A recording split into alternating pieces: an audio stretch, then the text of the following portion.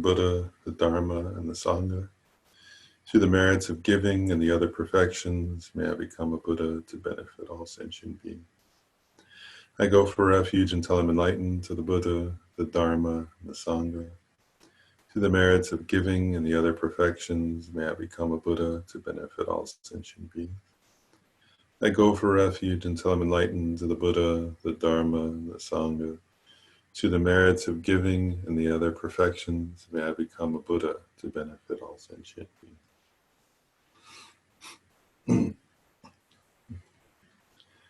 Nice to see folks.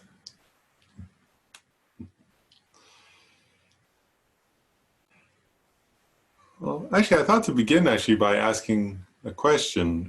Last week, I guess, or last class, we covered, we discussed like the, what are the five aggregates? And then I had suggested just, that I suggested this idea. One is that, so that of course the five aggregates are mentioned a number of times in the Heart Sutra, so it's appropriate to cover it, discuss what they mean. And I was saying, that even though that material kind of comes more from some sutras and the Abhidharma texts, it was useful to go into detail about what they are, right? Because if you're going to search them or analyze them, you have to know what you're analyzing. And then I suggested, just as a proposed homework, like to be aware of your experience of the five aggregates, which are, according to Buddhism, they're what make up your being, right? They're one way of describing your being. And then to notice how your sense of self relates to those five aggregates. I just wanted to pause at the beginning. I mean, you don't have to, but I just wanted to sort of check in and see, if anybody wants to share anything about their awareness of that. I don't want to kind of skip over it in case people did that. Lauren, I actually, so I tried to do this, I kind of did it sort of like 5 days in a row, and I took kind of one each day during my practice. And I had actually a little bit of difficulty with the last two. I don't know if it's because we went through them more quickly or if it's because they're just sort of more difficult. Maybe the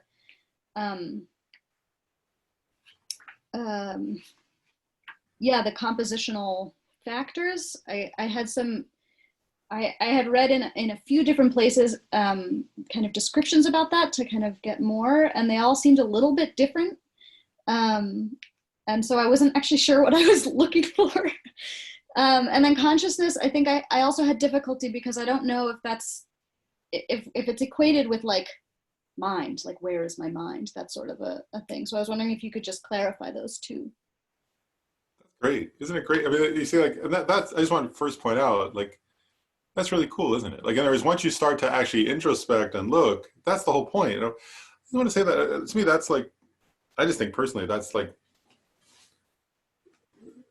with all the teachings, I mean, with the five aggregates, but with all the Buddhist teachings, we have to do what Sarah did, right? Which is actually start to like look at our own experience and then have questions, like for ourselves first, and then, to sort of contemplate and to analyze. And because otherwise it's like the teachings remain sort of there and my experience remains here and they're not blended.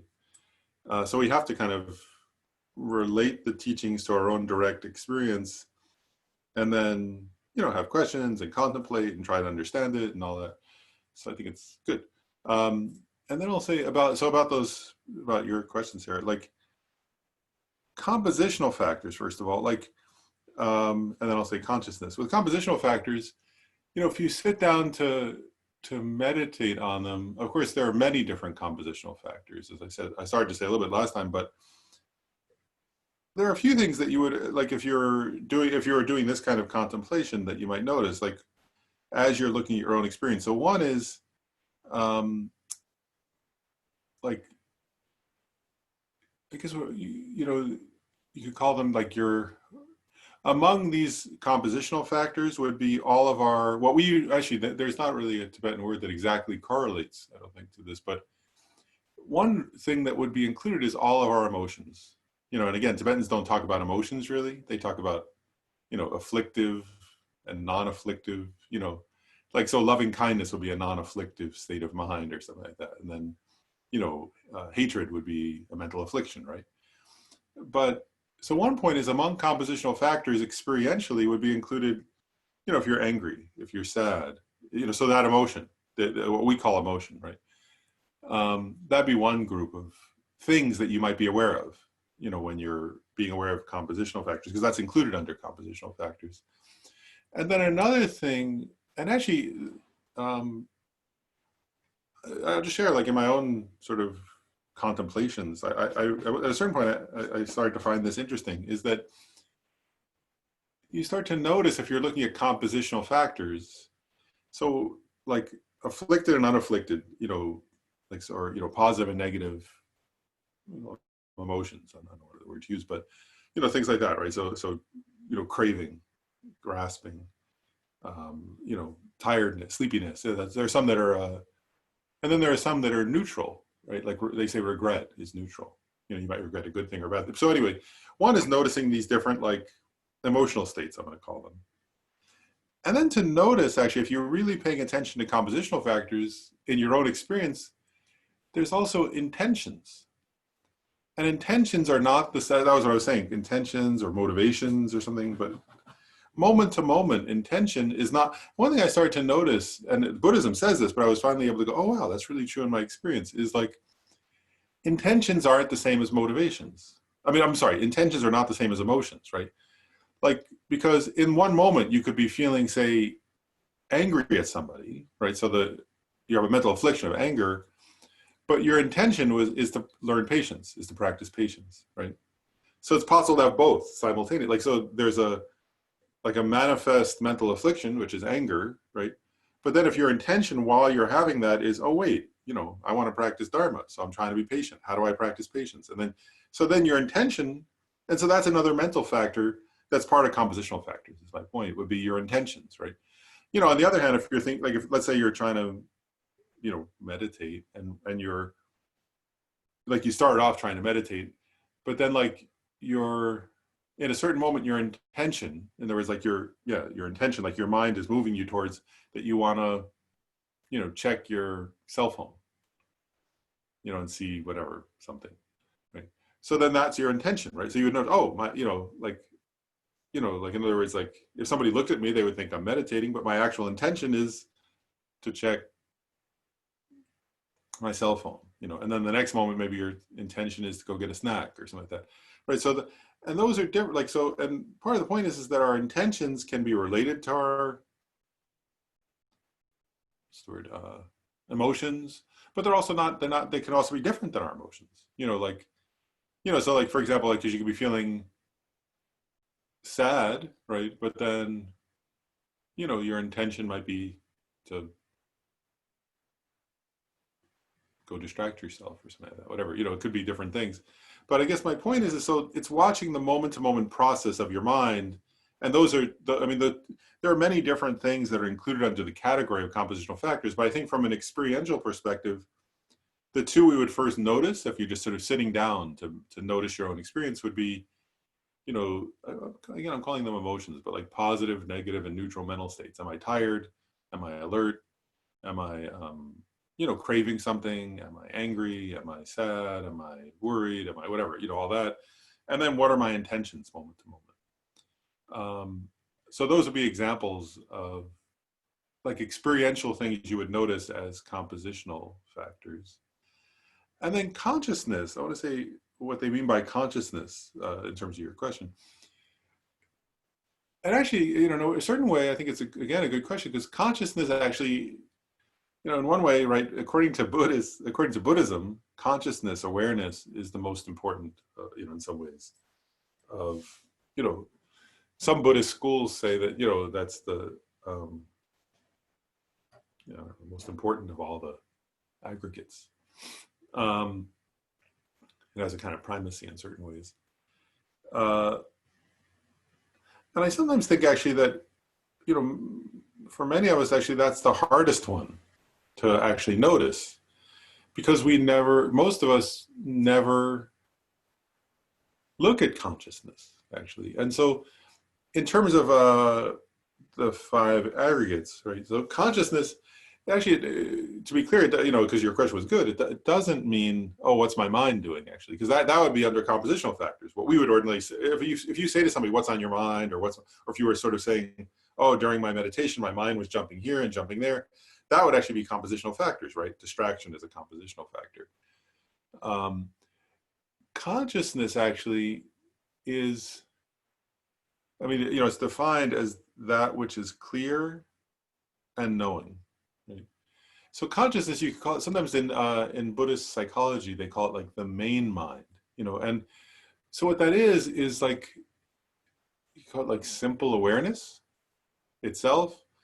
And it's the knower. It's that which know, right? So if I'm feeling, you know, if I'm thinking about, I don't know, chocolate, like, you know, consciousness in that sense is not, it's obviously not chocolate, but it's also not the thought of chocolate. It's the awareness, right, to which the thought of chocolate appears. So it's clear and knowing, right? It's something clear, and clear in this context means it doesn't have any color or form or shape. You know, it's unobstructed. It's not physical. Its nature is not something physical. And awareness, it means it has an object. It's aware of something, right? Its nature is to be aware. And it's funny in a way, right? Because like that, what do you call it? That aggregate, right? The aggregate of consciousness. I'll share this actually. If you sit down, like that's why I was saying we have to meditate on the five aggregates. Is you know, I remember when we were like you know, various times Gyume Khyentse Rinpoche has taught Mahamudra meditation. You know, at Guya Samaja Center he taught it in New York, and he taught it in California. And though he always teaches it based on a text by Panchen Lama Losung Choki Gyaltsen. And in that text on Mahamudra, Panchen Lama, you know, teaches like a method for developing concentration where one focuses on awareness itself, you know. And one of the tricks then, of course, or one of the challenges is you have to become aware of awareness, right? Or else you can't practice that. And if you're, you know, and sometimes we could think, oh, you know, that technique is unique to the Mahamudra tradition. But in the teachings on the five aggregates, you have to be aware of awareness, right? If you don't know what it is, how do you search it for? How do you consider it as the locus for a self, for example? So we have to. So you know, so one way of doing that is to ask, like, so what is that clear knowing thing that's aware of all the different what's it called, like objects of awareness that I'm having? Or another, though, like in the Mahamudra tradition, you know, one sort of there are actually different ways you do it. It's interesting, like, because eventually we can become aware of awareness itself, you know, by looking at the nature of our own mind. In this case, the conventional nature of our own mind, which is that which is clear and knowing, not the ultimate nature, which is emptiness, right? And so to become aware of that one, I'm just sort of going off on a little bit of a tangent here, but still answering your question. Like, actually, I'll just share this because in the Mahamudra tradition, they say one day I was talking to Khyentse Rinpoche about this, and I was sort of saying, well, you know, it seemed to me, and he kind of elaborated a little bit, but that there are two ways to become aware of awareness. You know, I mean, well, the first is we have to study and learn what is it, you know, and that it's clear, it's knowing, it's non-physical, it's a kind of bare awareness, I would call it, or something. And then one method that's taught in the Mahamudra tradition is through, I'm just going, this is not about the Heart Sutra right now, but just to share this, one is kind of through devotion, through guru devotion. You know, there's a technique where you imagine your guru dissolving into you, you experience this kind of blissful, special feeling, and then the mind is sort of stilled, and in that stillness, you see awareness. Because when there's a kind of stillness, the mind is easier to see awareness, I think. But and then I was saying to Khyentse Rinpoche, well, does one actually see awareness at first, or is it just that one sort of develops a mental image of awareness, like where awareness is developing a mental image of awareness that's not quite awareness? And he was saying, oh yeah, sometimes for beginners that's what happens. Is you kind of develop an idea of what's awareness, and then it's not actually, but then he was saying, as you focus on that idea of awareness, and then you're kind of comparing it to your own experience, eventually you discover awareness itself. So anyway, that's actually my point being, you're right. Of the 5 aggregates, probably the easiest one especially for Westerners who are not raised in a introspective culture at all. Our culture is the opposite of introspective. The easiest aggregate to be aware of is form, right? That's what we usually focus on, and I find that weird. Is it like, as a psychologist, oftentimes like people will say, people often say, I feel like, if somebody says, I feel bad about myself, usually it's about their body, right? It's like people are so focused on form, is my point. And, to practice awareness of the 5 aggregates, well, of course, 4 out of the 5 are not form, right? 4 out of the 5 are mental. And so if we're going to practice awareness of the 5 aggregates, we have to start to introspect. And I think that form is, for us, was the easiest one, obviously. You just go like this, and oh, wow, that's form. And probably, the emotions, so compositional factors is not too hard, right? Because we are aware, people do say, oh, I feel sad today, I feel happy today. That's the very beginning of awareness of compositional factors. Actual awareness of them, though, is much more, in the moment, noticing different, so different, again, like, afflictive emotions or positive mental states or a distraction or, and then particularly our intentions, right? Which we rarely are aware of. Actually, most of us are rarely aware of what's my intention in any given moment. But that would be part of being aware of the aggregate of compositional factors. And I think the hardest of them for us is probably consciousness, because we don't usually recognize that. But that's what that would be. So it's like a bare awareness, or that which is clear and knowing, or the main mind. It's kind of that the clear knowing awareness in which things like distraction or attention or happiness or sadness, all those things arise. So it's a kind of bare, open consciousness. So another way of putting that one is it's like a state of consciousness itself. Cynthia, you have a commentary question? Yeah, I just have a follow-up question. So 2 things. One is, then is consciousness the same, synonymous to Buddha nature, which is also said to be clear and knowing? And also, is that consciousness exists? I can't find the word, but trying to think, when you were explaining this emptiness is similar to the sky, right? Like in Lamrim. Does it exist in that same way then, the lack thereof of something, rather than I get trying it. to choose the proper words? I get what you mean. Let's see. Okay, I'll answer the second part of your question first. From a Buddhist philosophical perspective, it would not be the same. I mean, it's an interesting question.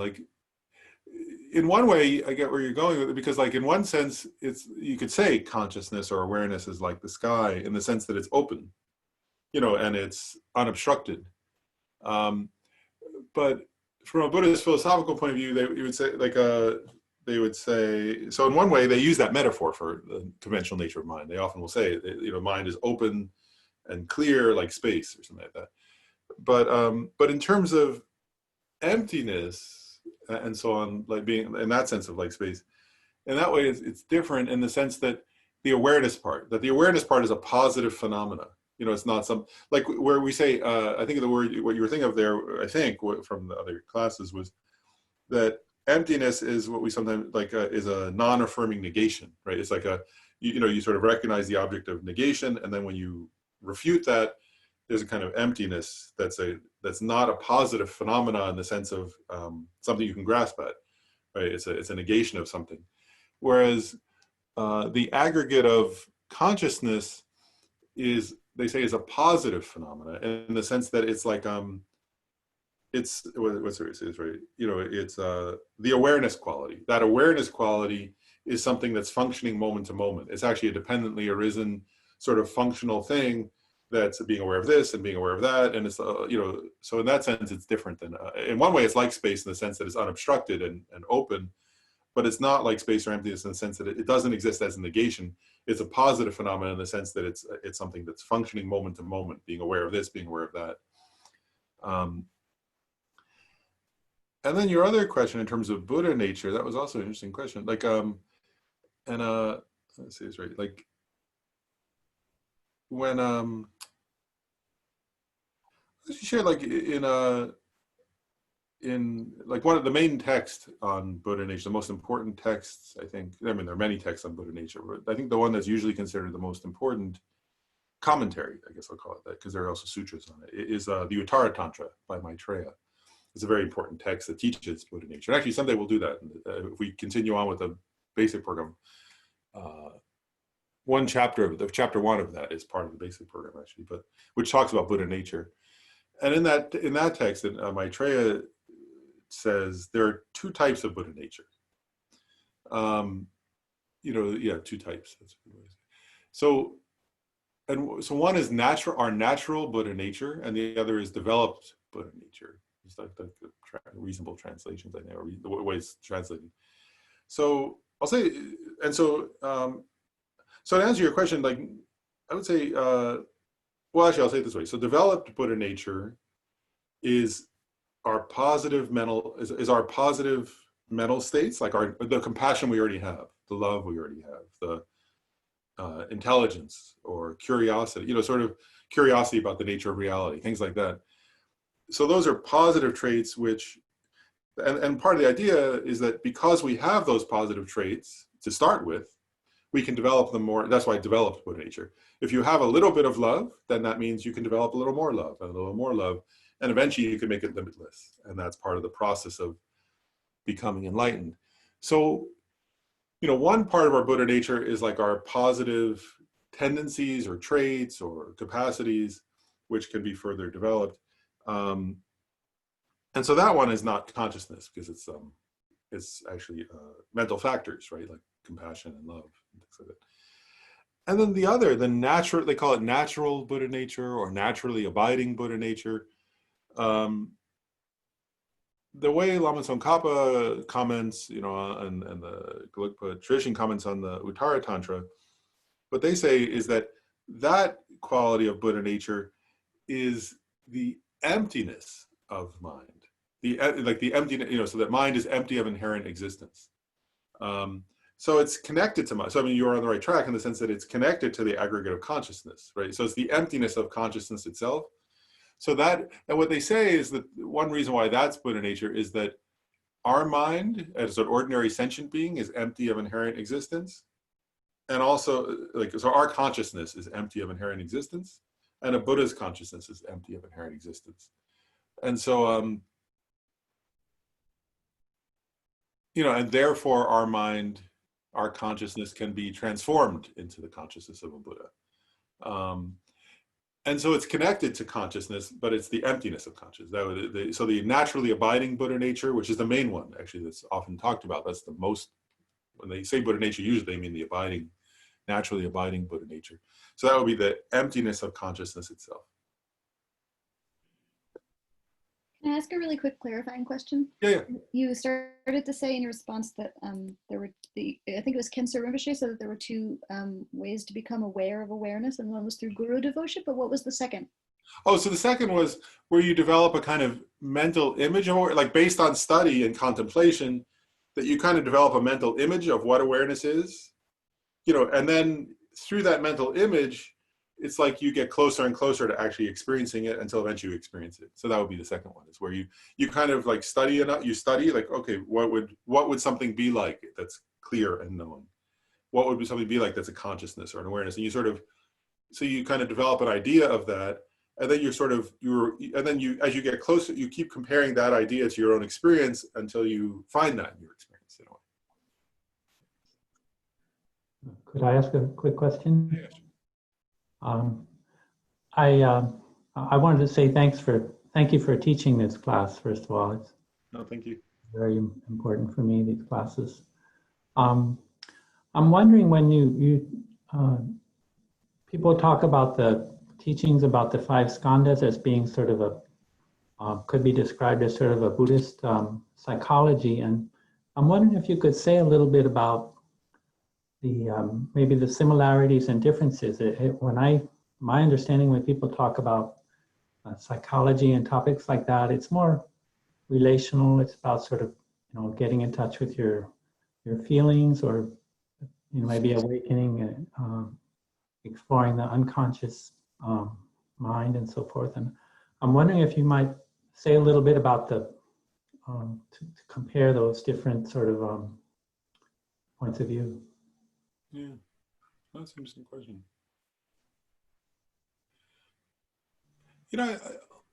One thing I'll share that I sometimes think about, I've often thought this ever since I was first, sort of, I was interested in Buddhism certainly before I started graduate school in psychology, stuff like that. So, but one thing that's often struck me, and other people have pointed this out since then, but is that, I sometimes think this, like, if you think just from a historical perspective for a second, like, really, like, a true West, like in terms of the West, like a true, like sort of psychological, like a tradition of psychology, let's call it that, really only began around 1900. Like, Freud started it, right? There was no tradition before that. So it's what, now 120 years old, it's been around for 120 years. And that's a while, but it's, still, that's about the length. Whereas what struck me at a certain point was I was like, people talk about, these teachings as like an inner science. Actually, the Buddhists talk about it that way, and and Westerners do too now. Is really, Buddhism as a psychology, as a tradition of studying the mind. And you look at the Abhidharma, and you look at the teachings for mind and its functions, and you look at the sutras and so on.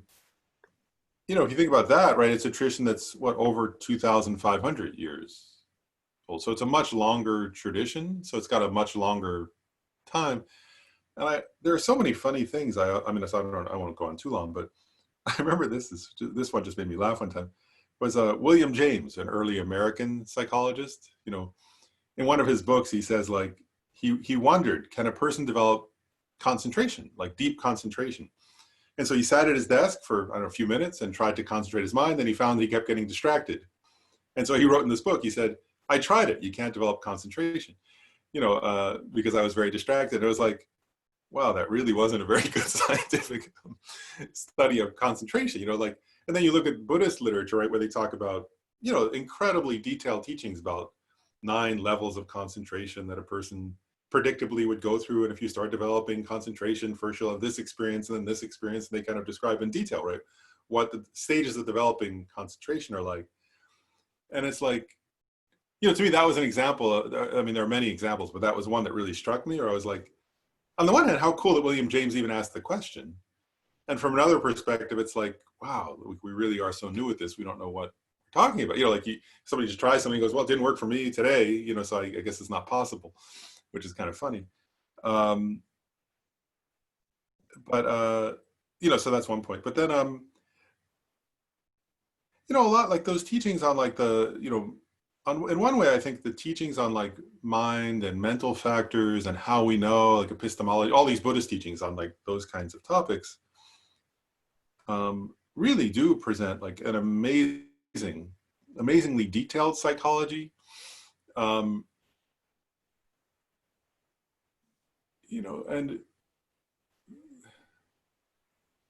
in one way, I guess I'll say this. So there are many areas, like, whether you think about meditative concentration for sure, or, the psychology of like which mental states lead to well-being and happiness and which lead to not happiness. Buddhism is way ahead in those areas of Western psychology for sure. Western psychology just started about, 10, 15 years ago. It occurred, I thought this was funny actually, about 10 or 15, maybe it was 15 years now or something. Some Western psychologists realized that the whole field of Western psychology was based on psychopathology because that's where money was. Freud started working because it was like, he was a therapist, so he was treating people with some kind of depression or hysteria or other state. And it took over 100 years, and then people realized, oh, all we've ever done is that. And then, because like NIH isn't going to fund studies of what wasn't wanting to, whoever, nobody, and drug companies weren't going to, nobody was going to fund studies of what makes people feel joyful. And so then an area of study started, positive psychology, which was to study the psychology of happiness. And now a whole bunch of books have been written about that. Whereas that's an area, of course, that, so if you think that's been like 10 years, maybe 15, 20 at the most. And, and again, that's an area that Buddhist psychology has been studying for over 2,000 years. So there's a lot more there. And I think, though, I will say, like, so, I mean, Buddhist psychology has more, has descriptions of areas of experience that Western psychology hasn't looked at, like deep concentration. Buddhist psychology has, much more about happiness and well-being and what brings that about. Buddhist psychology has, has incredible sort of teachings on these, like, what's it called?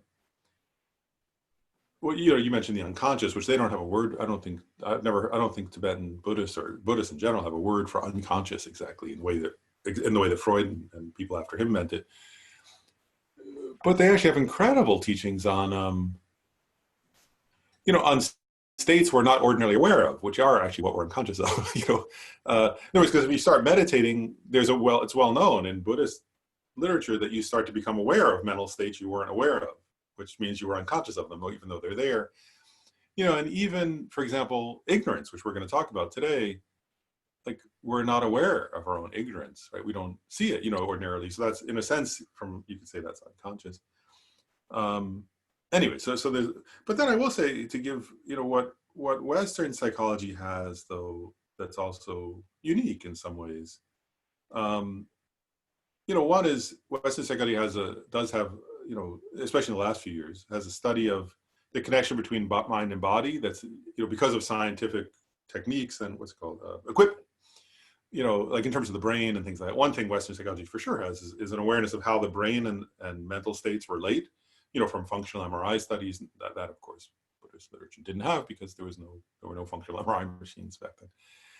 But another is, there are, I think actually this is fair to say also that, and this is just my own sort of thing in a way, but a couple of points, I guess I'll say just my own opinions now, like on that. One is, Western psychology does seem like it has kind of an analysis of certain,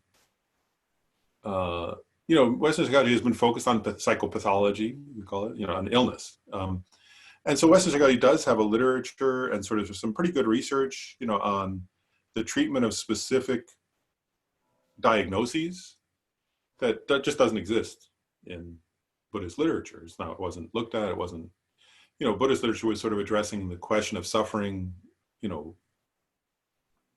the Buddha raised, sort of the suffering of samsaric existence, but didn't really analyze specific, like the specific sort of details of certain mental diagnoses or something like that. So one thing for sure Western psychology has is much more detail on some of those things that are useful, in terms of helping people cope with those conditions.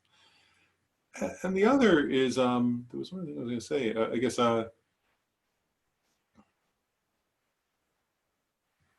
I was going to say also, I will say this, I'm going off on an aside here to your question, actually, it's not directly what you asked, but I also have noticed that, like, let's see, say this right, like, one thing that Buddhist psychology is not terribly interested in, really, are some of the questions, like you said, of relationship, like some of the detailed questions about, like, like within this lifetime, how did experiences of trauma or early in life affect your way of relating to people now, for example, so, and which are, as a Western psychologist, that's a big focus, like if somebody had a series of traumatic experiences, well, that really does affect how they relate, say, to their children or their spouse or their neighbors or their parents or whoever. And I've noticed is that, for Buddhist psychology is just not interested in that, really. It's not a topic, I think it's not a topic that Buddhist psychology really focuses on, I think because it's not really relevant directly to the project that the Buddha laid out. You know, whereas for Western, you know, because they have different goals, don't they? Like, you know, the goal of Buddhist psychology really is to help people achieve liberation or enlightenment. You know, and if you think about it, the goal of Western psychology is to help people really, I mean, Freud put it, he said love and work, which he meant like to earn money and to have children. You know, it was actually not, so it has nothing related, you know, to have a decent relationship. It wasn't, and to have maybe okay relations with other people. So the goal is different in a sense. So the focus is different. And so it depends, like, anyway, so I think that's true. You know, that there is the Buddhist psychology also sort of doesn't pay attention to certain things that Western psychology pays attention to, like patterns within one lifetime around trauma or difficult experiences and how they affect relationships now. You know, Buddhist psychology, I think, is not terribly interested in that. And actually, I'll just share one last anecdote, and then I'll drop. I don't know if you have anything further. But I remember one day I was talking to Gyume Khenpo Rinpoche about this topic. He's my teacher, right? So we were talking about this topic, and this made me laugh afterwards. Like he said, you know, because I said, well, you know, I was describing like what one does as a therapist, you know, and he said like he was very sweet. Rinpoche said like, oh, that's really wonderful. It's helping people. You know, it's helping people suffer less and helping them be more, you know, kind and have a better life. And, you know, it's really a good thing. You listen to them and you help them see things and all that, you know, and it's like, that's really helping them. And then I said, you know, he said like, you know, it's what Tibetan lamas sometimes do for ordinary people and lay people in Tibet. They try to listen and help them improve their life. And then I said, oh, that's great, Rinpoche. And then I said something like, so is that like useful? Is that also useful, like, you know, for like, I forget exactly how I said it. Wilson was there too, because we're both therapists, but I was the one to ask the question. I just said something like, oh, so is that useful for people like us? I think I must have said that, meaning Wilson and I. And he said like, no. He was like, for you guys, you should just get enlightened. He was like, that's irrelevant. It was really funny. He was like, that's really great that you're doing that for other people. And then he said, but for people like you, that's a complete waste of time. Get enlightened already. You know, it was like, he was very funny. Which I think was getting at this point that I was making about the different goal. It has a different focus. It's a different goal in a way. One is the goal of enlightenment. You know, the other is a goal of, you know, what's the word? I find that disturbing, actually. I thought about that one time. I remember like early in my career, I was reading like, where I was like, wow, so like let's say if you're a military psychologist, right? Then the goal of your work is to get people to be able to go back out and fight, you know, which would be the opposite in some way of a Buddhist view, you know. So it depends, I guess. I mean, my point is, in a way, like, you know, even ordinary therapy, right? If the goal is to help people go out and accumulate more wealth, for example, that would be, again, the opposite of a Buddhist sort of goal of life. You know, not that that's a bad thing or a good thing, but that's not the purpose of life, you know. So, you know, I think as fields, they have different goals.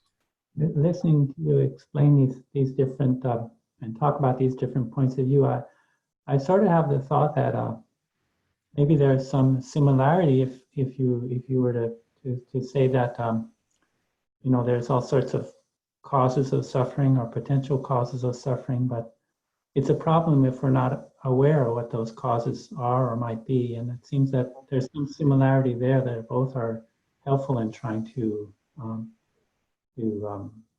become more aware of, you know, what could cause suffering. Yeah, I really agree. And I will say also, my own experience is that, let's see if I say it right. You know, we do also have to be careful. Like, I mean, you know, I've known some people, you know, who practice Buddhism, but were unaware of those more mundane patterns, and therefore, you know, kept causing problems for themselves and others, you know, because, you know, they were sort of focused, their intention was to get enlightened, but they weren't aware of the more mundane patterns they were engaging in that were causing suffering for themselves and others interpersonally. So, you know, and sometimes I thought, oh, therapy might have helped that, you know, so then their spiritual practice would have been much easier if they hadn't been caught in a pattern they weren't seeing that Buddhism doesn't really focus on also. So I sometimes think we have those patterns, you know, as you're saying, of causes of suffering that are not the focus of Buddhism, really. Not that Buddhism wouldn't address them in theory. If you realize emptiness, you'll be free of them. But, you know, for those who are not very close to realizing emptiness directly, sometimes being aware of those mundane patterns can be helpful, you know, because they really do cause suffering, right? If you're often having interpersonal drama and then that becomes a distraction to your whole life, that's no good. And, Thank May I you. ask a question? yeah, of course.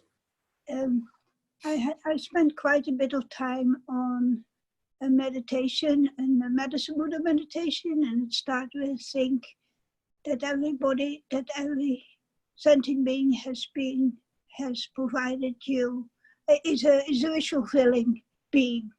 Is a what being? Is a wish fulfilling being. Oh, wait, yeah. Yeah, and then it goes on and it builds on that. And I have over the years pondered every sentient being. So in each life, which is limitless, you have met every sentient being that you meet. Mm-hmm. But I would like to have a little bit more filling in of that. And I don't know how to play with that. If you know what I'm saying, is it compositional factors? In the end, it becomes all emptiness, and but I don't know. In daily life, where you meet everybody, so you think about them. They've all been my brothers and sisters. They've all been wish fulfilling jewels for me in one way or the other. Mm-hmm. Is that enough? That's interesting. Because like I think let me ask you a question to make sure, like, because I think part of what you're getting at is like how, you know, for example, like it made me, you know, I mean, one is that's the teaching right on bodhicitta, right? That you think of everybody has been your mother or things like that. Right. You know, but then I was thinking about it is like when you see His Holiness the Dalai Lama, when he goes, I mean, right now he's not traveling because of the coronavirus, but when he goes around the world, right? Like you see it, I mean, he says it right with his voice, but also you hear it in his tone of voice and on the look on his face, right? Is that where he says, "Oh, hi, like hello, my brothers and sisters," right? And even if he's in, and I always think that's very, isn't it interesting? Like whether he's with Tibetans or Americans or you know, Japanese students or Chinese students, it's the same, isn't it? He always looks and says, "Brothers and sisters," like that, because he feels, you could tell it come across, right? Like he feels like everybody's his family. So that's what you're talking about, right? Like he sees everybody like that. Yeah. So that's really what we as a country are looking for as well, right?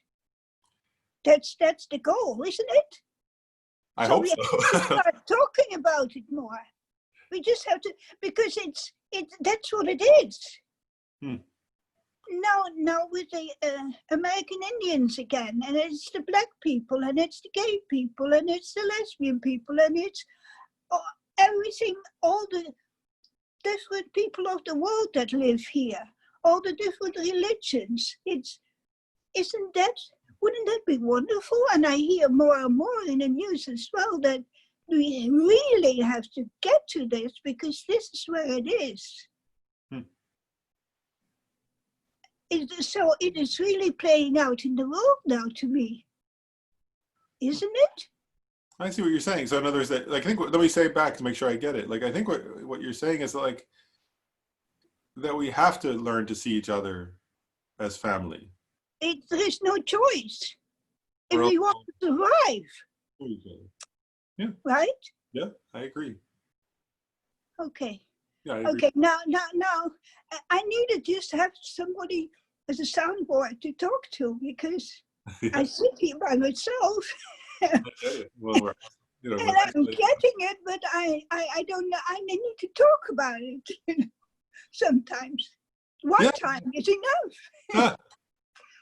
I think you're right, though, right? Well, we need to all learn to see each other as brothers and sisters. And come to that conclusion, you know?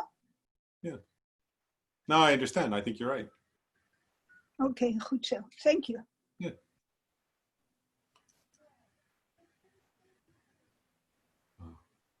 Actually, okay. Maybe I'll transition now because good. to talking a little bit about returning, talking a little bit about the next topic, the sutra, which is good to talk a little about today. And so I want to go back, and actually the whole topic for today is very, in the sutra itself is very short.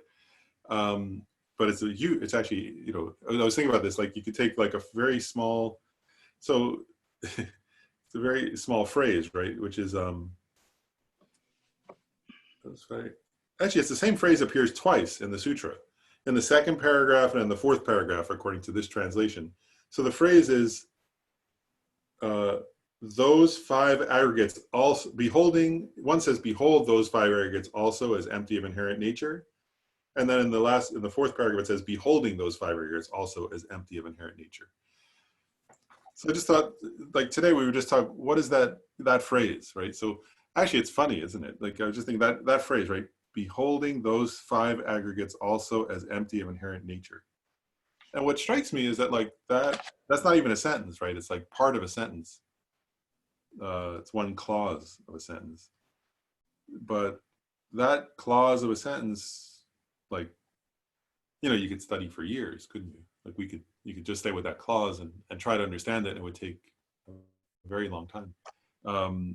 Because in a way, like, Nagarjuna's Mula Majjhima Karika and Chandrakirti's, supplements in the middle way, and his clear words, and the 70 verses on emptiness and the 60 verses on it, all those texts, they're all explaining what does that mean, right? So it's a humongous topic. The five aggregates also is empty of inherent nature. And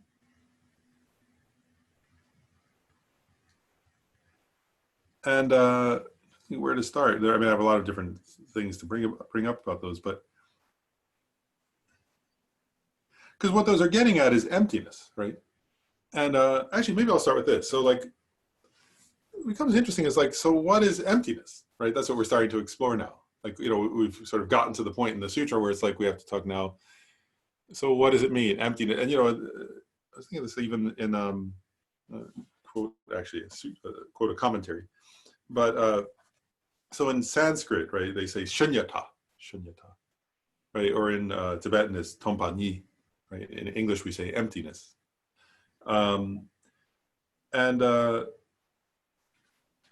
Just quote briefly, I was in this book, it was a commentary by Prasastrasena, who's an Indian teacher, Buddhism, Indian, old time, Indian teacher. So he gets to that phrase, it says, empty of intrinsic existence, right? Empty of inherent nature. I like Venerable George's translation better, empty of inherent nature. But this teacher says, he brings up this thing, he says, he says there are five types of emptiness. And we're only talking about one of these five here, but he just points all five out. He says there's emptiness of what did not exist before, emptiness of what did not exist before, the emptiness of what does not exist after being destroyed, the emptiness of the utterly non-existent, the emptiness of one not existing in the other, and the emptiness of intrinsic entity. And then he gives examples of each. So the emptiness of what was destroyed, as he says, of what did not exist before. Sorry, that's the first one. So he says the emptiness of yogurt in milk is the emptiness of what did not exist before. The emptiness of milk in yogurt is the emptiness of what does not exist after being destroyed. The emptiness of horns on a rabbit's head is the emptiness of the utterly non-existent. The absence of an ox inside of a horse is the emptiness of one thing not existing in the other. And the emptiness of non-intrinsic existence of all phenomena is the emptiness of intrinsic entity. Among the five types of emptiness, the five aggregates are empty in the sense of being without intrinsic entity. Therefore, they should be analyzed as empty. So the reason why I'm even quoting that is he's raising this point. He's saying this word emptiness, what does it mean, right? And he's saying in theory, part of what he's getting at there is like, like the emptiness of what was there before and isn't now is like, you know, if you had I remember, I remember once I had a safe deposit box, and I went, you know, I put some things in it, and then one day I went, it was empty, you know, and then I got rid of it. That's not the meaning of emptiness here, right? That's not. So one point would be like, you know, if your bank account's empty of money, that's not the meaning of this, you know. You know, but that the word empty can mean that, but that's not what we're talking about, right? And then he's saying the emptiness of what doesn't exist at all, right? Like, so if I say, you know, this planet is empty of rabbits with sharp horns, that's true, but that's not, you know, that's the non-existent, right? The planet's empty of something that doesn't exist at all, but that's not what we're talking about here, and so on, right? So there are all these versions, there are all these potential meanings of the word emptiness, and what he's getting at here is that none of those are what we're talking about here. What we're talking about here is empty of intrinsic nature, right? Inherent nature. And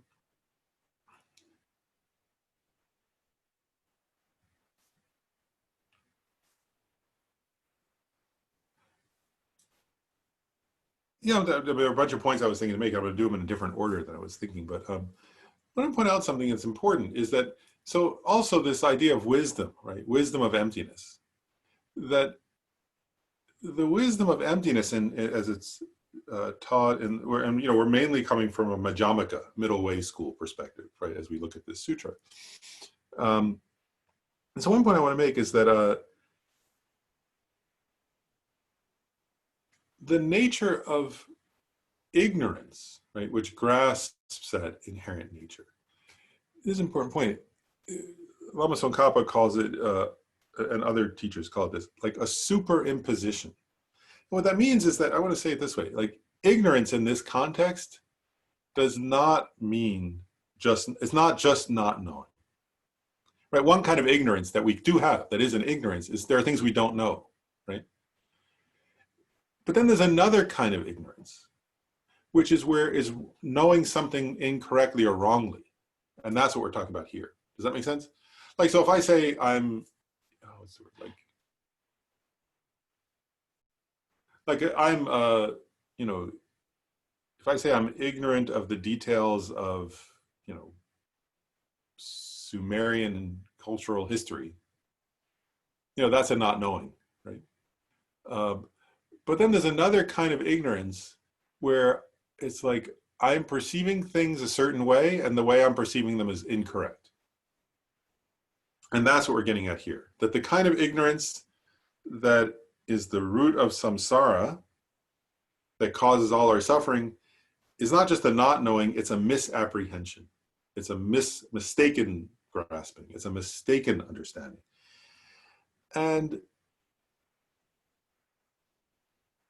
in order to, actually, I just want to pause and think about this. You know, it's a little related to what Wilhelmina was saying, as I was sort of contemplating this point more, you know, and there are a few things. One is like, what Buddhism is saying is that this, that we're aiming at, right, understanding, when we say empty of inherent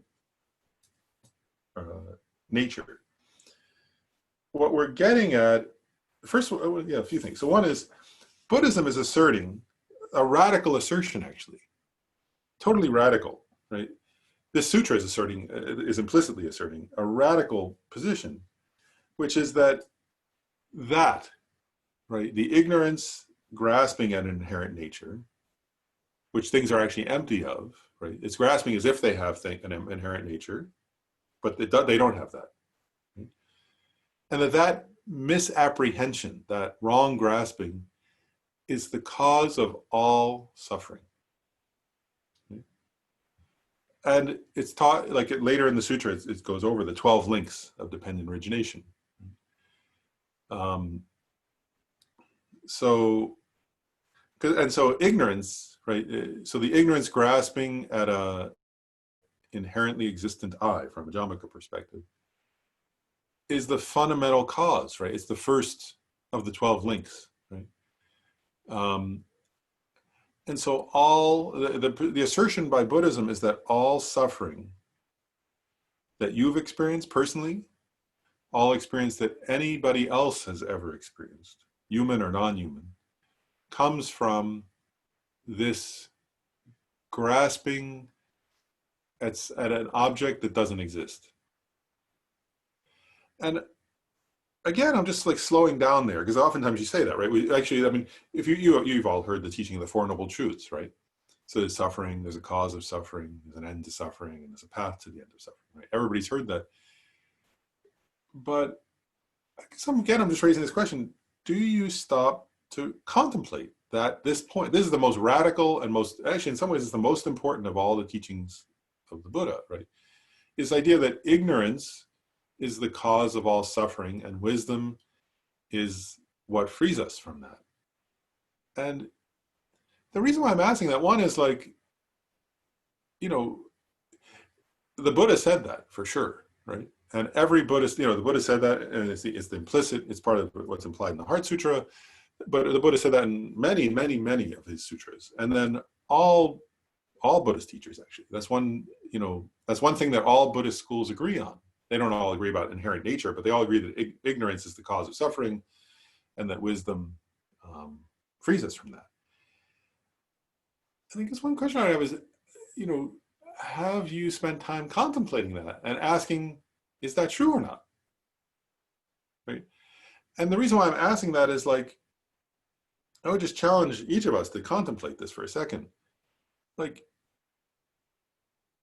if I believe that, then, in other words, if I, you know, going to Alex's point about an unconscious, so if I believe that, then is my main activity, right? If I want to be happy and not suffer, and I believe that ignorance is the cause of suffering, is my main activity in life seeking wisdom?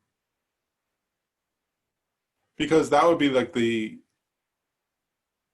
you know, if you really have contemplated that and integrated that, then that would be the main activity of your life, right? Would be seeking wisdom to overcome the cause of suffering. You know, and even if you want to be like, and that's for yourself, but even if you want to be like, say, a good friend or a good parent, if you have children, or a good spouse, right? Whatever it would be, whatever is important, you know, if other people are important to you also, like, well, how do you make them well? How do you help them? Wisdom, right? Because the cause of their suffering also is ignorance, if you believe this. And so you have to ask yourself, I often think this, like, well, you know, if I believe that, then why am I doing what I'm doing? You know, like if it's true, like that, you know, if I want myself to be happy and not suffer, if the Buddha is correct, then it means I have to gain wisdom into the ultimate nature of reality. If I care about, like, according to this, right, if I care about, say, like, I don't know, I'm not a parent, but if you're a parent and you care about your child, well, then the main way to liberate them is to gain wisdom, understanding emptiness, and impart that to them, right? If you care about your parents, that would be the main way of benefiting your parents, right? If you care about whoever. My point is like, and so what I'm suggesting is just like, we have to check, like, and what I would put forward is, that's what, you know, like, that's what contemplative meditation is. That's what the debate is. That's what, you know, all this, like, is we, you know, and so what I want to suggest is, first of all, is just to contemplate that teaching. You know, is that true, right? And, you know, I don't know, actually, as I was thinking about this point, I thought, well, you know, if you all are here on a Saturday morning to look at a text called the Heart of the Perfection of Wisdom Sutra, some part of you must believe that, you know, or else you would, you know, you could do other things on a Saturday. But what I would raise is, are there parts of you that don't believe that? That think that the cause of suffering is something else, right? Is not having enough money, or is that your partner doesn't act the way you want them to, or is it, you know, that your neighbors are annoying, or is it that your job, your boss is not, whatever. Like, what's the cause of suffering, right? Is the question. You know, it's funny. Maybe the cause of suffering is your boss or something like that, right? Like, not ignorance.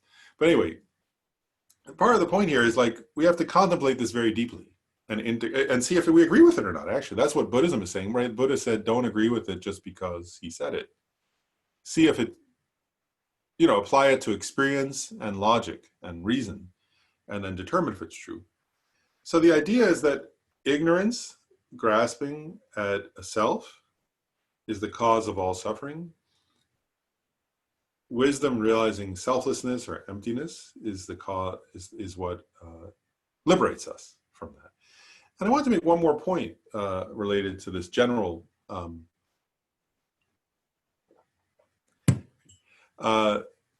one more point in general like this is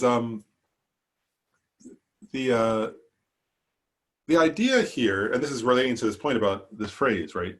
The five aggregates also are empty of inherent nature, is one point that Buddhist teachers and philosophers make on this point here is that we grasp at something false, right? Is the idea. That's the kind of ignorance, right? It's an ignorance grasping at something that's false. And in order to uproot that, it's not enough to distract ourselves from that. What we actually have to do is to gain an insight into the fact that that false object doesn't exist. So we need something that directly opposes that specific, I'm going to call it object of negation, right? And I just want to talk about this. So now we're getting into objects of negation, right? And the idea is that, so you get this idea now, the idea is that we superimpose, right? We project something false. And if we want to get free from this ignorance, believing in that false superimposition or projection, we need an insight or a realization that directly contradicts that, right? So it's not enough to distract yourself. You have to actually realize that what you're superimposing or projecting doesn't exist, you know? That's the process we're talking about here. And then I wanted to say, like, so this idea of superimposition, right? Superimposing or projecting something false onto objects. One challenge we have as Buddhist practitioners is that there are humongous numbers of different false things we all project onto stuff. What Buddhism is asserting, what Buddhist teachers are asserting, is that we, because we're sort of controlled by ignorance and mental afflictions, we project all kinds of false things onto objects. And so there are all kinds of what I would call them is, so we're talking about, I raise this phrase that comes from Buddhist teachings, object of negation, right? The thing to be negated, the false thing that doesn't exist that we have to recognize as false, right? We have so many of those, actually. Like, we project all kinds of confused stuff onto our experience. We superimpose all kinds of false ideas, false images, whatever, onto stuff. And so, and some of the, and actually now I want to share, like, both Nagarjuna and Chandrakirti, right, who are the great exponents. Oh, sorry, Jeff. Oh, we got to unmute. Hold on. You can unmute yourself, or I'll do it. There. Now you should be able to hear. But the question is, how does that misapprehension lead to suffering? The complication of thinking about it is not an understanding that that's what we do. It's how does that lead to suffering? What is the mechanism for that? That's what always trips me up. Okay.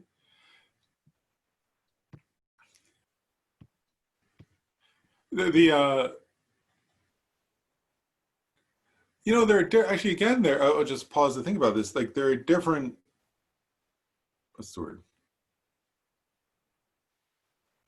In brief, I guess it was put this way. In brief, if you think about how does ignorance lead to suffering, actually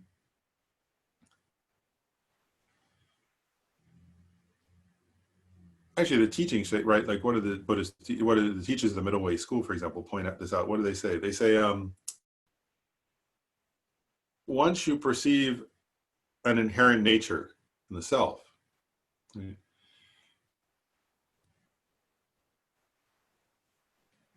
Actually, what they say is that then you think there's I, and then you think mine, right? Like my aggregates, for example. And then that inevitably, without any choice, leads to an idea of that there's an I inherently here, and there's other people, other objects. And once we have a sense of inherent nature of I and inherent nature of other, there's and so that's where it's interesting, isn't it? Sometimes the Buddhist scriptures, if you read the teachings of the Buddha, sometimes the Buddha says ignorance is the root cause of suffering. And sometimes the Buddha says desire is the root cause of suffering. You can see different sutras, right? Where the Buddha says, sometimes he says ignorance and sometimes he says desire. The definitive, according to Middle Way school, according to most Buddhist schools, I think all Buddhist schools, the definitive answer is ignorance. But desire is also correct, because what happens is once there's a sense of I, inherent existent, inherent nature I, there's inherent nature other. And this is where the Buddha is saying, look at your own experience, right? That then the primary thing that starts to happen, right, is you want something. You know, which means I and mine, and there's like what inevitably starts to happen then is desire and craving, right? And you know what we want is all different things, right? It could be, you know, it's endless, isn't it? I mean, whether it be wealth or food or attention or sex or you know, wealth or medicine or friendship, or, you know, there's all kinds of things we want, right? And then what Buddhist psychology says is once you want those things and then that process of desire gets going, right, then inevitably, for sure, right, we're sometimes not going to get what we want. And then anger arises, aversion arises, hatred arises. And from that, all the mental afflictions arise. And all the other pride and jealousy and, you know, somebody else has what I don't have and so on, all the other mental afflictions gradually arise from those three root delusions. So if you think about it, there are three root delusions, right? Ignorance, desire, and hatred, or anger, whatever. And then from those, we elaborate the other mental afflictions. And according to Buddhism, first of all, that alone is suffering. Right? That by itself, if you check, you have to check your own experience. When you have the experience of feeling I, other, and desire, is that suffering? Buddhism is saying if you check, you'll find it suffering, but you have to check for yourself, right? Then when you get angry at somebody because they're not letting you, you think they're blocking you from getting what you want, is that suffering? So you have to check your own experience. And then what Buddhism says is based on ignorance, we're grasping at an I, then the anger, desire, then all the other mental afflictions. Then based on those mental afflictions, which are already, now we're suffering, right? For sure, right? It's already suffering. But then, and then because of those mental afflictions, this is what I was getting at last class, we then, the mental afflictions are different than intentions, actually. But based on our mental afflictions, we give rise to intention, right? And then like, those intentions are karmic actions, right? So you intend something like, I want to get this, right? And then you start trying to get it.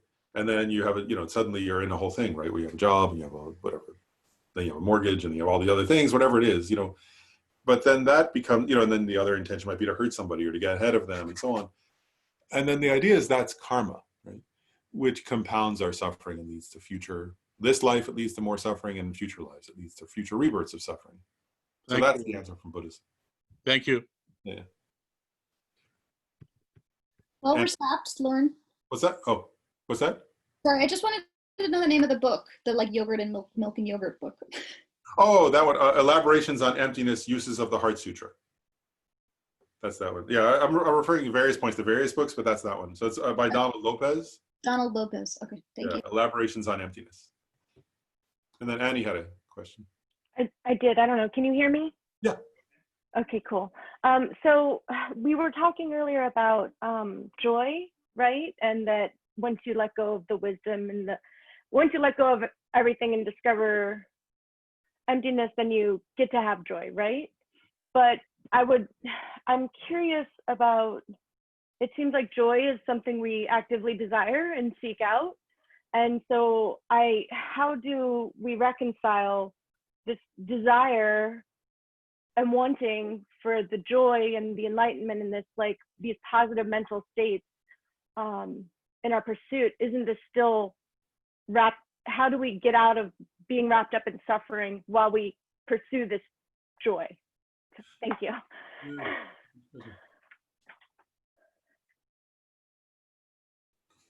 That's an interesting question. Like,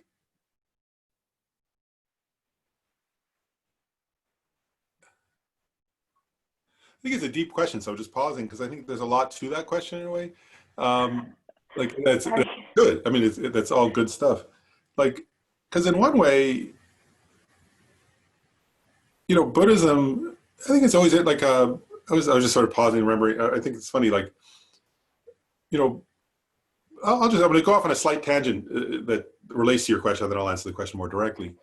But one that made me think of Professor Bob Thurman, who I, like, he's a wonderful guy. And one thing he says is, he says, like, he makes this point, he says, we have to be careful in a sense, like, growing up in a, I guess, like, in our culture, it's easy to misunderstand Buddhism in a way. And what he says is that, he makes this point, he says, he makes this point, he says, like, the Buddhist teachings say we should have fun. He said, we should be joyful, we should be blissed out, and like, and he makes this point, he says, like, the nature, and he has this funny riff I've heard him do where he says, like, he goes, because in America, though, if you have too much joy, you get arrested.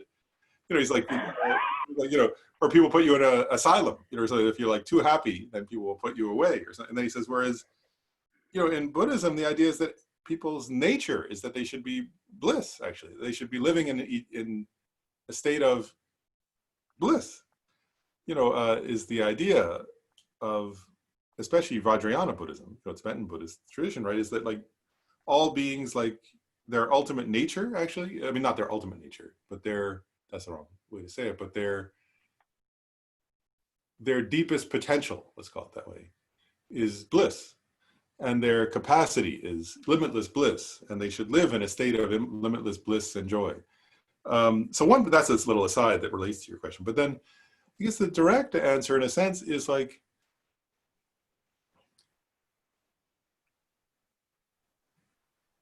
I think what you're raising is really good, because in one way, like, let's say this right, like, I'm going to give now I'm going to give a couple of different answers in a way.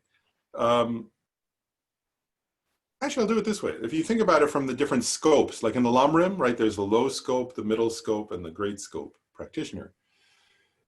And so, like, from the low scope practitioner perspective, right, like, in other words, most beings, like people, right, say, like, live, like, with intentions coming from their mental afflictions, right? So they live in a state of almost continual desire, craving, and then every now and then they're angry and prideful, and that's mostly how they live their life. And what the low scope says is, if you live your life that way, you'll wind up in the lower realms. And what Buddhism's saying is, like, well, don't go to the lower realms, like, you're just gonna be miserable, right? Like, and that's useless. Like, in other words, it's a way, I have this phrase I think of, it's a waste of pain, like, it's like misery with no benefit. At least if, I was gonna say, at least if you're gonna be miserable and it's gonna get you something, like, like you went to law school, I don't know, if you, like, had to study hard to finish law school, at least you were getting something out of it, but to be miserable for no benefit is really stupid.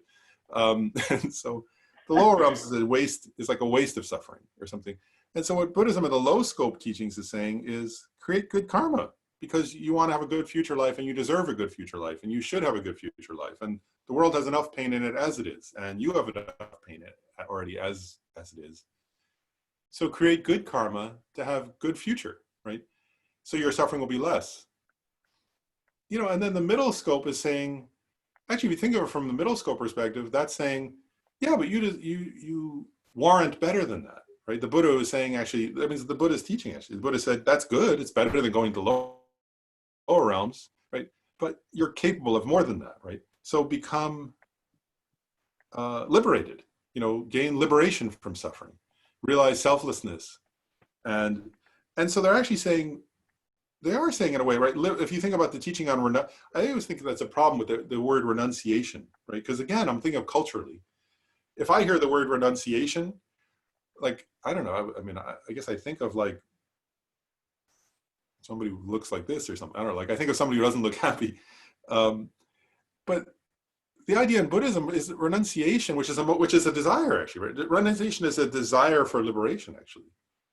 You know, and the idea, there's this metaphor, you know, the idea, there's a metaphor that's sometimes used, which is like that a desire like that, they say is like a, one metaphor that you could use is it's like, what do we call those, termites or something. Like, you know, because termites are born in wood, they eat the wood, and then the wood is eventually falls apart, right? It's sort of, and that the desire for liberation, you know, if it makes you seek the teachings on emptiness, will eventually give you liberation, which is a kind of joy, the great joy, you know, but it'll undermine the desire itself, if that makes sense, because desire is problematic, you said, right? Like, in other words, when you desire something, even if it's liberation, that's still like a wanting something you don't have. But part of what they're saying in the idea of this idea of renunciation, for example, is that at least that desire, because it's a desire for wisdom, will eventually undermine the desire itself while giving you the actual experience of joy. And then if you look from the great scope perspective, right, I think it's quite funny in a way. I often think this is funny, like where it'll say, you know, if you think of like the teachings on bodhicitta, right? If you think deeply about them, they're kind of funny in one way, right? Because like it's like one of the teachings on bodhicitta is that you actually think like love for others is the cause of my own happiness, right? So I should be loving to others because it'll make me happy. Which in one way, like, I mean, it's the Buddha taught that, and I always think this is funny, right? Like the Buddha would only teach that to selfish people, right? In other words, like in other words, who, you know, like it's only someone like me who would have to hear, well, you'll be happy if you act loving to others, right? Like, it's like, well, you know, in other words, a bodhisattva doesn't need to hear that because they already are loving to others, you know, and they're blissful because of it. And the idea is that love is a cause of incredible joy, right? And I just think that's quite funny in a way. I often think about that, like, well, you know, there is, because if you already are ablaze with love, right? Nobody needs to tell you, oh, go be loving so you can be more happy. And if you're selfish, you'll be miserable, right? Like that, like the question of will I be miserable if I'm selfish and will I be joyous if I'm loving is the question of somebody who's still self-centered, right? But the Buddha taught it that way for people who are still self-centered, you know, who are not yet bodhisattvas. And the idea, though, is that it's true, actually. In other words, and part of the idea in Buddhism, though, is like that, right? So you think, okay, I've got to be more loving, otherwise I'll be miserable. You know, if I really want to be happy and joyous and blissful, I've got to be loving, right? And so that was where I once had this discussion. It was really funny with, it was Wilson and I actually, with Gyume Khenso Rinpoche.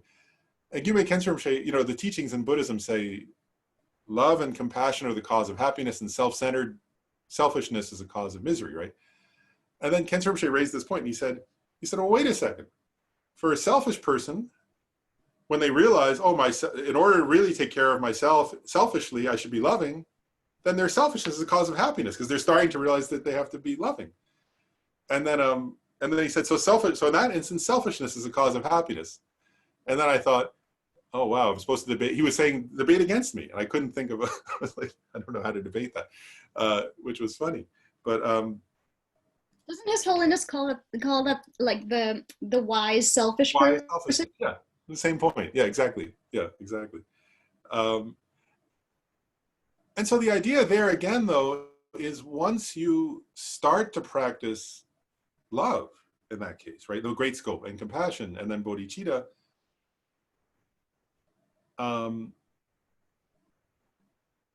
that becomes its own, you know, that gives you actually bliss and joy. And the idea there, again, in Buddhism, it's like, so I'm getting at with this idea that I started with Bob Thurman, is then you have joyous effort, actually, right? One of the 6 perfections is joyous effort. And I remember, I'm just going off on stories here today, but one time, Gyume Khenso Rinpoche was teaching. I thought it was, all stories about Gyume Khenso Rinpoche. I thought this was funny. It was, he was teaching and he was using the Tibetan word for joyous effort. He was teaching the perfections. And Art Engel was translating. It was at Wilson's house, actually. And Art Engel was translating, and Khenso Rinpoche was using the Tibetan word for joyous effort. And Art was saying, well, the Sanskrit for that word has a connotation of, what's the word, like, not discipline, but like, you know, sort of, I can't remember what word, he used some word, I can't remember the word choice he had, but it was sort of like, it implied like hard work or something like that. And Khenchen Rinpoche obviously knew enough English, because he said, like, Art kept Khenchen Rinpoche kept using the word for joyous effort in Tibetan, and Art kept translating it according to his gloss on the Sanskrit, which is, he's a great scholar. And finally, Khenchen Rinpoche said, like, in Tibetan, you're leaving out the word joy. Include joy. I want joy. Like, you know, it should have joyous effort. It should be joyous. And Art kind of said, Rinpoche's pointing out I'm leaving out the word joy. You know, he was very sweet.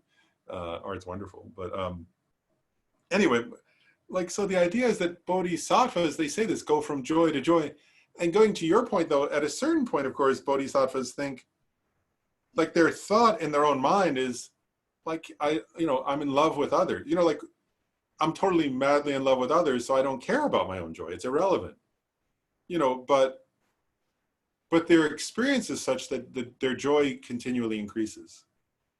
You know, because that's the nature of the path, actually, is like, if karma, you know, because all joy comes from good karma, right?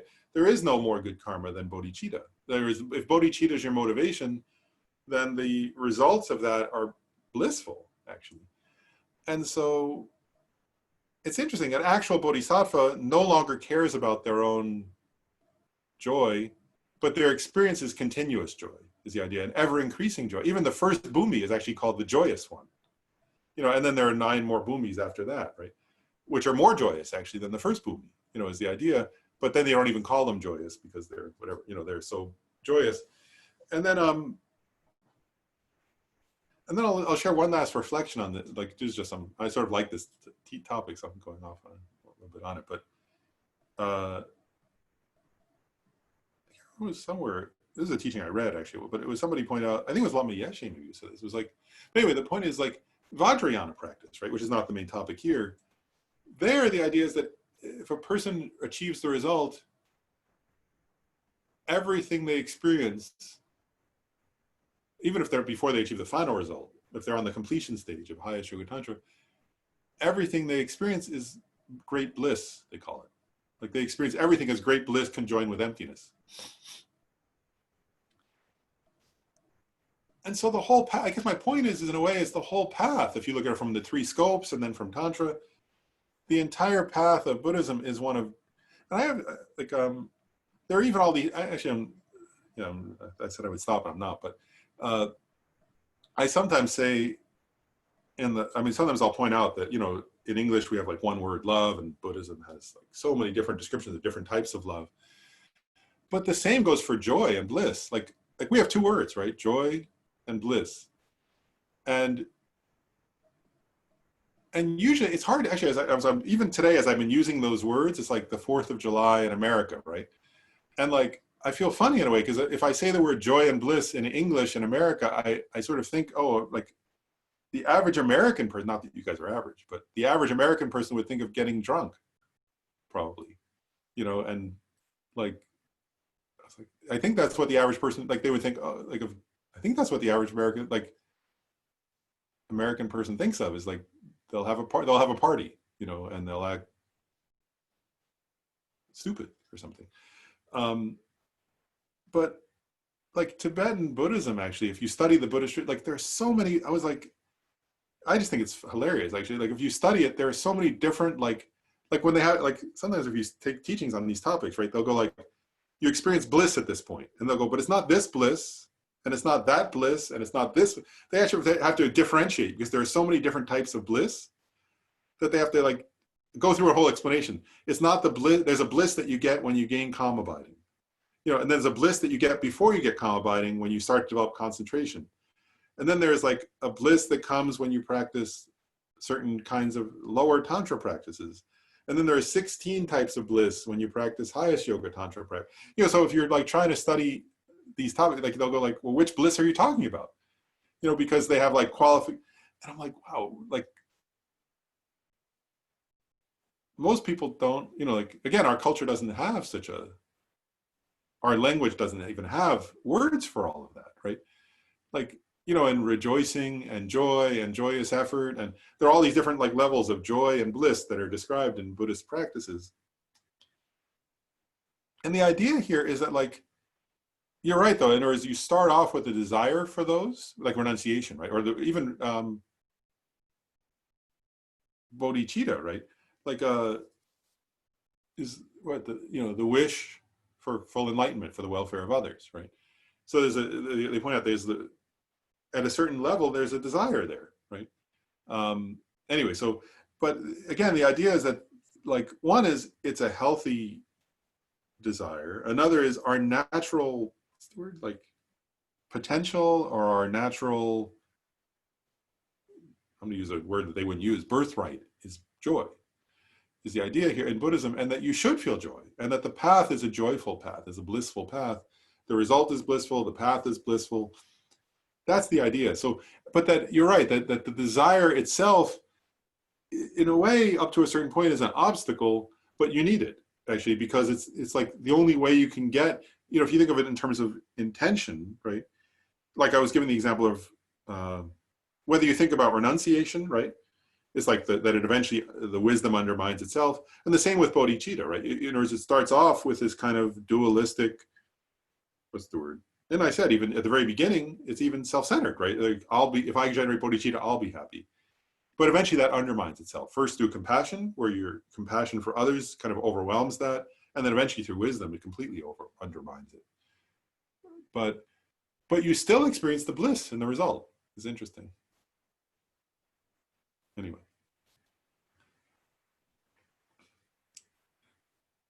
Okay. I'm going to go back, and I'll go back and just say a little bit more now about this idea of the object of negation idea. And because I think it's I should understand emptiness. Kensho Rinpoche and other, Lama Tsongkhapa, I mean, many different Buddhist teachers have said, understanding the object of negation correctly is the most important point for understanding emptiness. So I'm going to spend, you know, spending more time on it. We'll spend time next class too. But what I want to point out is, like, so again, the object of negation is a non-existent thing that we grasp at as existing. Right? And then I want to point out something else, though, that is that one challenge that's also wonderful, I mean, it's a challenge and it's also a wonderful thing, is that we have tons of objects of negation. There are all kinds of things we believe that are false. And the tricky thing is that right? In the sutra here, where it says empty of inherent nature, right? So one point I want to make is inherent nature is the most subtle of all objects of negation. And it's like extremely subtle one. And then this is what I was about to share a few minutes ago. It was Nagarjuna and Chandrakirti make an interesting point where they say, they both say this point. They say in different ways, they say, how can somebody completely caught up in gross wrong graspings? What's the word? Like, overcome the most subtle wrong grasping, you know, basically, right? And so what they both say is they say, you know, if you want to understand emptiness of inherent nature, which is the most subtle object of negation, and then negate it, empty, realize it's empty. One thing that can help is, and Chandrakirti says, it goes into great detail about this. He said, I'm going to give an example. He makes four, he gives three and then that. And so I just want to mention those as examples, but there are endless examples of this. But he makes a point. He says, if you see things that are impure as pure, if you see things whose nature is suffering as if they're happiness, you know, and if you see things that are impermanent as permanent, then how are you going to realize that which is, then how are you going to realize that you're grasping at a self and things that are selfless? I'm not, there's a paraphrase of what he says. Right? What he's getting at there is that we superimpose, right? He's saying, you ordinary people, Chandrakirti, we ordinary people, whatever, like that that we, you know, when we look at things that are in the nature of suffering and we think they're happiness, right? We look at things that are impermanent and we grasp at them as though they're permanent. You know, we look at things that are impure, we grasp at them as if they're pure. And those are all, in a way, like the idea of, for example, of permanence, right? On that which is impermanent, that would be an object of negation. It's not the subtle one that's emptiness of intrinsic nature. Does that make sense? Inherent nature. But it's another object of negation. And the reason why I'm raising that is, you know, we're going to get into emptiness of inherent nature. That's what the subject of the sutra is. But if we're going to try to understand what is that, right, then we have to, I think for practical purposes, for us as ordinary people, we have to start in a way by noticing our own experience and noticing the things we grasp at that we can see that are false. Does that make sense? And then starting to even just beginning to recognize they're false. And I want to make another point here. Do you recognize, I remember one time, actually Jody, I remember you and I, we had a conversation about this one time, and I've had it with other people too, but it was like, you know, what's this say, right? Like, and that's why so I just quoted Chandrakirti, right? So Chandrakirti is the exponent of the Prasangika middle way school, right? And I think the topic I don't remember how we even said it now, it was a while ago, but it was something about like, you know, so if everything's empty of inherent nature, then conventionally is there truth and falsehood? I think it was something like that. I can't remember the exact way we put it, but, you know, like in other words, are there true and false things? And what Chandrakirti is saying is, yes, you know, like things are impermanent. And no matter how much people grasp at things as being permanent, they're always impermanent. All conditional things are impermanent. You know, and actually it's an interesting point. I'll go back to my point earlier, right? Like the nature of suffering and grasping it is happy, right? Like, I just was a little silly today, but you know, today's the 4th of July, right? In America. And so people grasp at things as being happiness, right? Like, and some people would say, right, no, happiness would be if I, like, some people would say, like, I definitely, there are people, right, who would say, going to a bar with no mask on and getting drunk would be happiness. Right? And what Chandrakirti is saying is that's wrong. That's not happiness. You know, and it's an interesting point, right? Chandrakirti would say, you know, it's easy to get confused, right? Because Chandrakirti would say all things are empty of inherent existence, right? So like going to a bar or not going to a bar is both equally empty of inherent existence. That's a question of ultimate nature. But then Chandrakirti is saying, in terms of conventional nature of things, that's impure, right? In other words, it's a cause of suffering, right? And actually, the example of impure and pure, right? What he's getting at there is like, what's impure? Actually, what does impure mean? Chandrakirti is saying, impure is that which arises due to karma and mental afflictions. Okay? And if you grasp at that as pure, Chandrakirti is saying that's wrong. And actually, we all do that. I'm not trying to put down, you know, the way I am, but I guess I was going to say, I'm not trying to put down people who want to, I guess I am putting them down in some way, but we're all that. That's what I was sort of reflecting on the other day with a friend of mine. I was saying, like, we all do that, right? We all, maybe it's not that thing, but we all grasp at certain things, right? Thinking this will make me happy. And the question is, are we superimposing that, and will it not really make me happy, or will it really make me happy? Does that make sense? That's the question. That's not the ultimate question of ultimate truths, but that's the question Chandrakirti is raising, right? In that point I was making. So are we, the question I'm just raising here that we want to start contemplating as we go further into the sutra is, when am I superimposing? Does that make sense? And I want to give a very simplistic example for a second. Like, because this is what we have to start contemplating our own experience in order to get close, eventually get close to this question of inherent nature, right? So I'm going to give an example, like, actually, if I just say to you, if I'll say this, like, and I want to just like, think about my question for a second. It's a very simplistic question. What did you have for dinner last night? So think about it just for a second. Like, what did you have for dinner? I know I want you to notice, like when you think about what you had for dinner, the I who had dinner last night, right? Like, so you think, okay, I made soup last night for dinner, right? So the I who, so if I think about what did I have for dinner, and then I think of, eating soup, like, and I'm not getting at ultimate nature here, right? Like, I don't differentiate that. Is that I, like, it feels like me, right? The same, permanent. There's no change. Like, I don't think the I of yesterday, I think I had soup.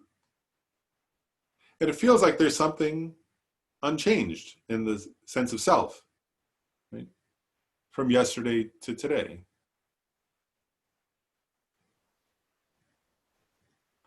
It doesn't feel like each moment, my experience, right, is not, like if I contemplate, what I know is true actually, right, is that everything about me is changing instant by instant.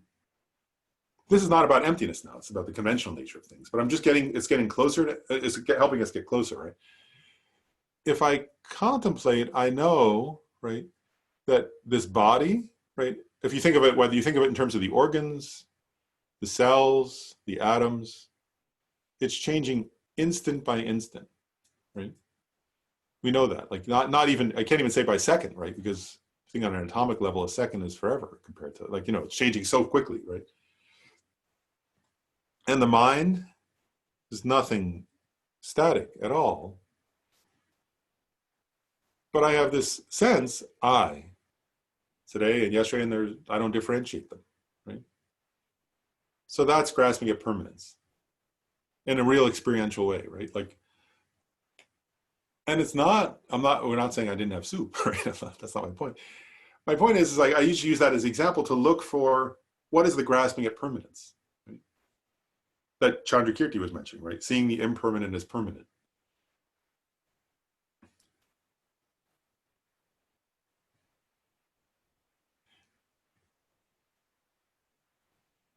And what they're getting at there is like, and again, this is very gross. This is not subtle, right? Subtle, emptied of inherent nature would be very subtle. This is a relatively gross object of negation, right?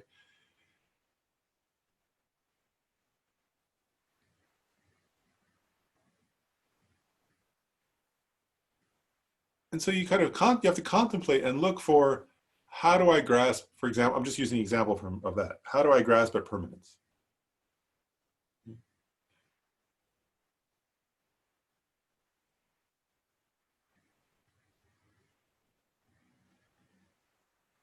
And like, it's just like, and again, it's not that, you get the point. It's not that I didn't have soup last night. It's that I grasp, that's not the point, right? Of course I did. That's what I had. But the idea is like, each of us, as we do that, you're checking, what's my experience like? Am I seeing something? Am I superimposing something of that there's something permanent there? Right? Anyway, or the same thing, right, with seeing the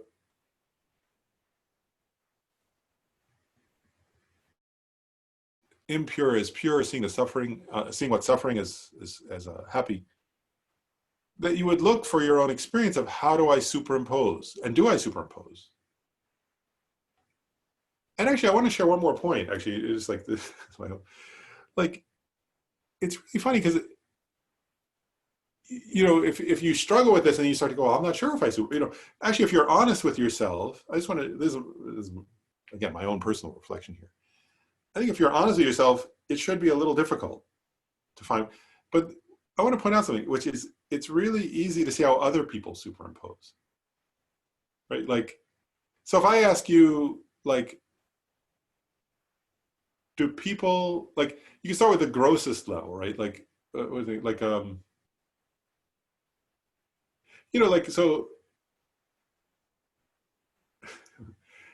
actually, I'm going off on a little bit of a tangent here, but the other day I was like sort of reflecting on this. I was saying, like, you know,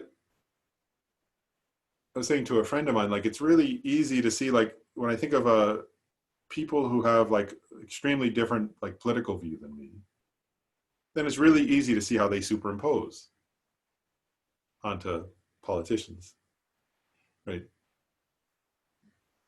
And then I was like, then I stopped and I said, like, okay, so how do I superimpose? That's the hard question, right? That's the question that's actually most important.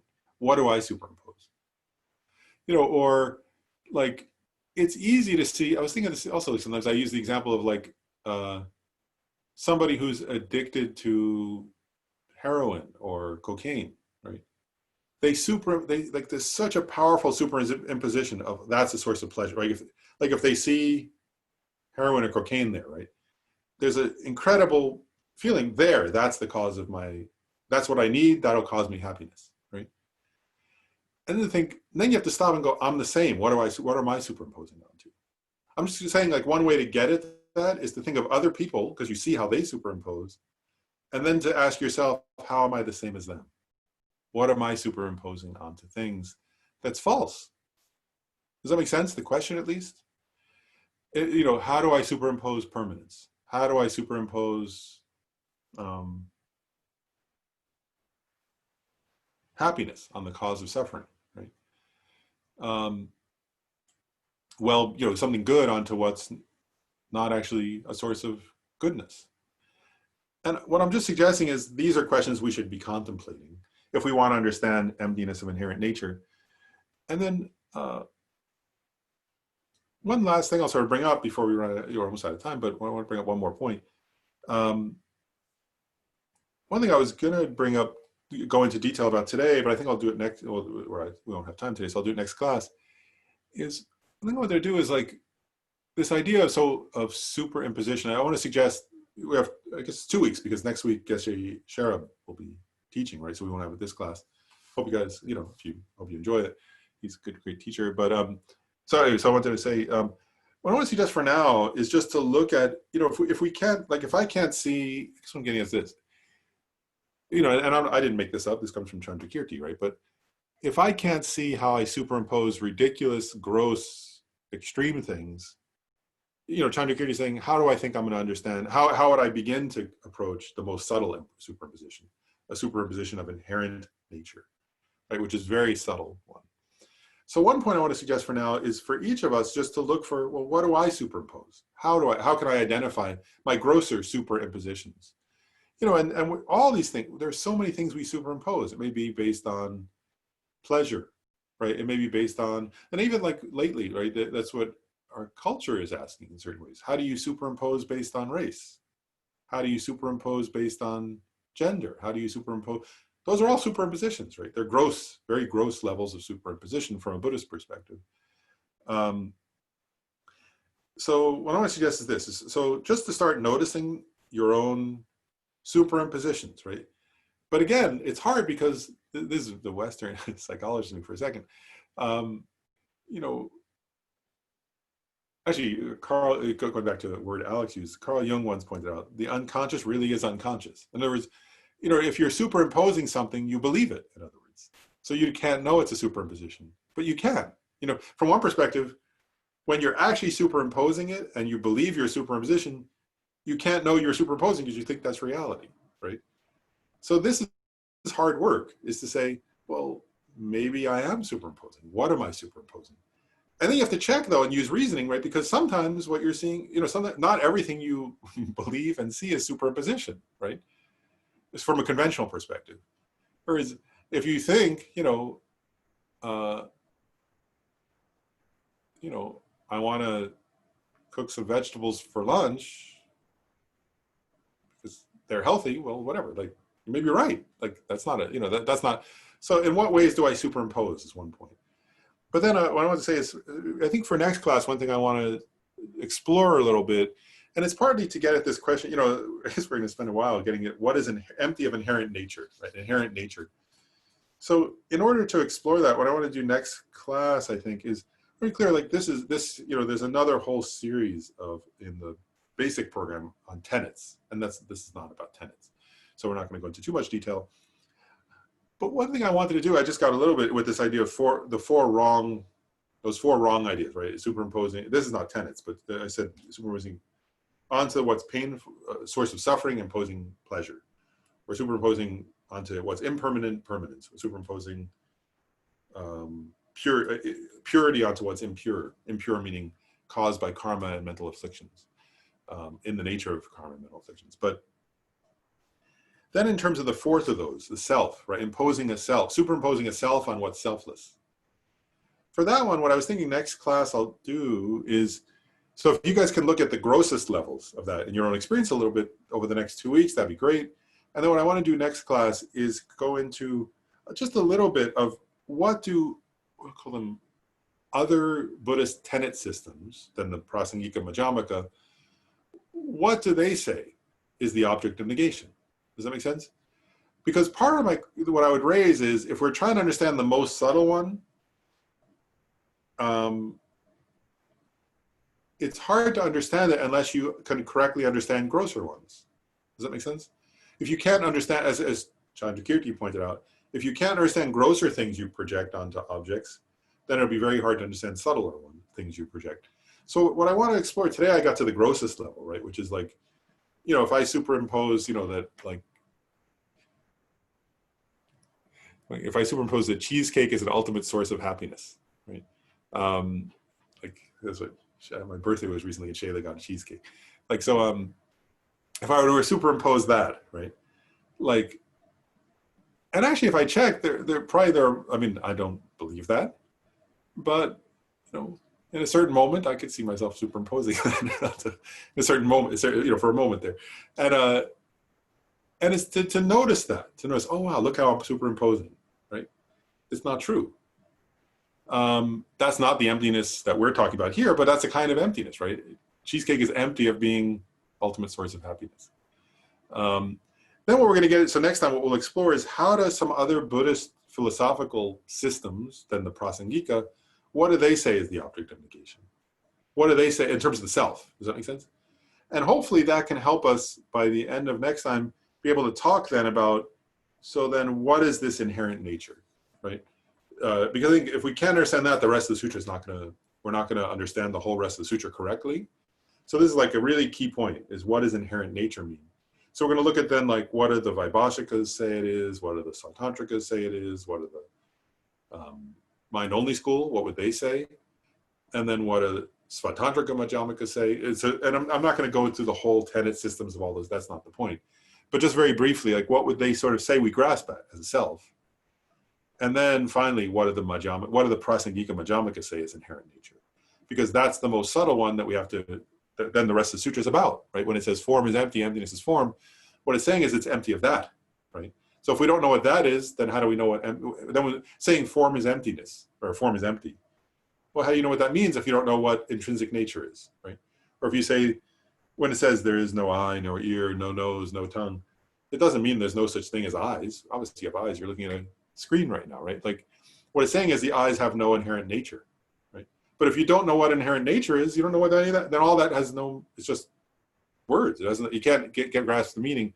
So this is like the key point, is what does inherent nature mean? So that's what we're going to we started that today. We're going into it more next class. Does that make sense? I realize it's already after 12:30, so I guess we'll do, yeah, we had other parts with question and answer, time now, but we'll do our dedication. So, the supreme jewel bodhicitta, where it has not arisen, may it rise and grow. Where it has arisen, may it not decrease, but increase more and more.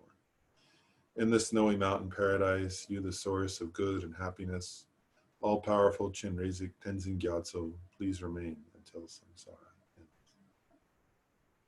Well, thanks everybody. Hope you guys all have a good I was thinking July 4th. Then I was thinking it's Independence Day, but of course, on the one hand, freedom is good, right? Because that's what we're talking about. Is wisdom gives freedom. Another way, of course, for a Buddhist, we can't say independence. We have to say interdependence. From nothing's independently existent. Thank you, Lauren. Thank you. Thanks, everybody.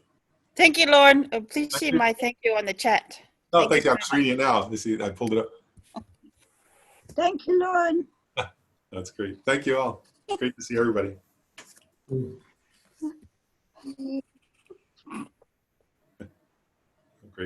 Great comments. And thanks, Dondrup, for doing the Zoom.